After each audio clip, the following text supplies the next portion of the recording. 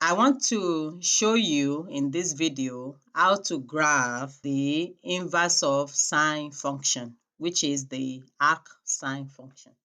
Okay, so before we do that, let's graph sine of x. The domain of sine function goes from negative infinity to positive infinity. So if I want to graph the inverse of a sine function, or if I want to generate the inverse, I can just pick some point on the function, then switch the point, and then graph that point back on the function. To demonstrate that with this, let's graph the inverse. Let's pick about 5 points. Okay, so let's pick this point, this point, this point, this point, and this point. So I will switch the points. So because to generate inverse, all you need to do is just to switch the x and y. Okay. So for this first point, it's going to become -1, -pi/2. Okay. For the second point, it will remain as 0, 0. For the third point, it will become 1, pi/2. Again, we are just switching the x and the y.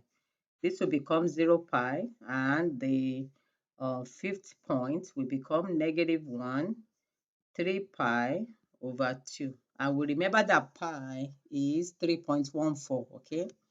So now let's graph this point back onto the graph. So we have the point 0, 0.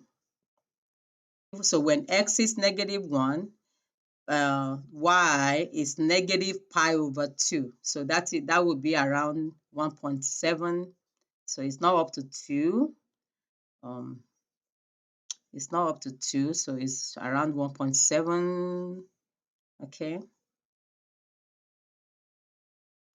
Then for 1, when x equals to 1, it's also positive pi/2 now. So also it is not up to 2. So we can just put it here. And for 0, when it is 0 again, it is pi. So that is 0. So let's do pi. So pi is 3.14. So it's just a little bit above 3. And when it is -1, so when s is -1, it is 3 pi/2. So I think that is outside of this particular curve. So anyway, let's try to join this.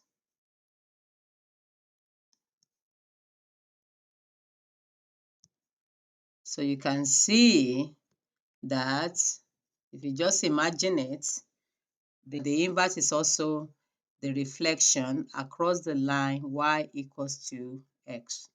So again, I'm just doing this nicely. So the inverse is a reflection across this line y equals to x. So even though this is just a freehand sketch, so you can already see that the red line is the inverse of this blue line. But let's draw a vertical line across this red line. If you draw a vertical line across it, you can see that the vertical line touches the red line more than 1 point. So that means the red is not a function. So the way to make the red a function is by limiting the domain. So that's what we call the restricting the domain. We have to restrict the domain, okay, of the sine function so that the inverse can also be a function. So the way we do that is by cutting the sine off and restricting it from -pi/2 to pi/2. And when we do that, we can just put this squiggly bracket and put the restriction of the domain. So that would be -pi. Okay, you can just say pi. It will change automatically to pi. -pi/2 less than or equal to or you can just use this two. Okay, less than s less than or equals to pi divided by 2. Okay, so now you can see that we have a sine graph with a restricted domain. If we graph arcsine x, the green line is the inverse of the blue. Okay, so let's make both of them blue. So you can already see that the blue dashed line is the inverse of the blue solid line. So the blue solid line is the sine with the restricted domain, and the blue dashed line is the inverse of the sine, which is the arcsine. So just to show to you that if you go to function, this is also the arcsine. So if I say y equals to arcsine of x, okay, you see that I'm getting the same thing, okay. You can change the color of this to maybe red. Okay, you can see that the red and the completely covers the blue dash line, so which means that they are the same. You see, they are exactly the same. Okay, they're exactly the same. So that's why you can write the arcsine, or you can use the sine inverse function. Okay, so in any case, so this is the graph of the inverse of the sine function.